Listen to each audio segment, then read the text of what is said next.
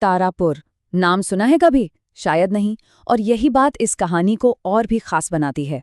ये कहानी है इतिहास के उन पन्नों से जो अक्सर पलट दिए जाते हैं। ये कहानी है तिरंगे के सम्मान के लिए दी गई पहली सामूहिक कुर्बानी की। तो चलिए आज इसी कहानी से पर्दा उठाते हैं। तो सवाल ये है कि आखिर 15 फरवरी को बिहार के एक छोटे से शहर तारापुर में ऐसा क्या हुआ था। ये तारीख सिर्फ कैलेंडर का एक दिन नहीं है, बल्कि ये साहस और उस बलिदान का प्रतीक है जिसे कभी भुलाया नहीं जा सकता। सोचिए जरा, आज भी हर साल इसी दिन लोग वहां उन वीरों को श्रद्धांजलि देने के लिए इकट्ठा होते हैं जिन्होंने अपना सब कुछ कुर्बान कर दिया था। पर क्यों? हुआ क्या था उस दिन? इसका जवाब जानने के लिए हमें समय में थोड़ा पीछे चलना होगा। चलिए सीधे चलते हैं साल 1922 में। उस दौर की हवा में ही एक अलग बात थी। एक क्रांति की आग, अवज्ञा की एक ज्वाला पूरे देश में धधक रही थी। महात्मा गांधी की बस एक आवाज और पूरा देश ब्रिटिश हुकूमत के खिलाफ एक साथ खड़ा हो गया था। ये कोई मामूली राजनीतिक आंदोलन नहीं था। ये अपने आत्मसम्मान और आज़ादी के लिए एक जंगी ऐलान था। और ये आंदोलन हर तरफ दिखाई दे रहा था। लोगों ने ब्रिटिश शासन का पूरी तरह से बहिष्कार कर दिया था। सड़कों पर विदेशी कपड़ों की होली जलाई जा रही थी।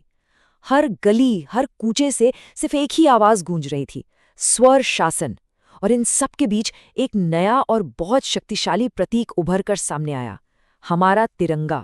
और यही तिरंगा हमें वापस 15 फरवरी की उस दोपहर में ले जाता है जब तारापुर की धरती पर खून से इतिहास लिखा जाने वाला था। उस दिन तारापुर के कुछ जांबाज देशभक्तों ने फैसला किया कि वो अंग्रेजी हुकूमत के सीने पर, मतलब वहां के लोकल पुलिस स्टेशन पर, भारत का तिरंगा फहराएंगे। ये एक ऐलान था, ब्रिटिश सत्ता के दिल पर सीधी चोट। लेकिन इसके बाद जो हुआ वो दिल दहला देने वाला था। जैसे ही निहत्थे देशभक्तों का वो जुलूस आगे बढ़ा, उन्हें गोलियों की बौछार का सामना करना पड़ा। बिना किसी चेतावनी के पुलिस ने अंधाधुंध गोलियां चला दी। एक शांतिपूर्ण विरोध को एक खूनी नरसंहार में बदल दिया गया। 34 से ज्यादा जाने, 34 जिंदगियां, सिर्फ अपने देश का झंडा फहराने के एक सपने के लिए। ये सिर्फ एक संख्या नहीं है, ये उस बलिदान की कहानी कहती है। गोलियों की उस गूंज के बीच भी उनके होठों पर आखिरी शब्द थे, वंदे मातरम और भारत माता की जय। उनकी आवाजें शायद उस दिन खामोश कर दी गईं, लेकिन उनकी आत्मा की गूंज आज भी जिंदा है। इस एक घटना ने तारापुर को हमेशा के लिए बदल दिया। उस पर एक ऐसी छाप छोड़ी जो कभी मिट नहीं सकती। ये सिर्फ एक त्रासदी नहीं थी, ये शहादत की आग में तपकर बनी एक नई पहचान थी। चलिए देखते हैं कि ये विरासत आज कैसे जिंदा है। तो तारापुर को भारत के इतिहास में एक खास दर्जा क्यों हासिल है?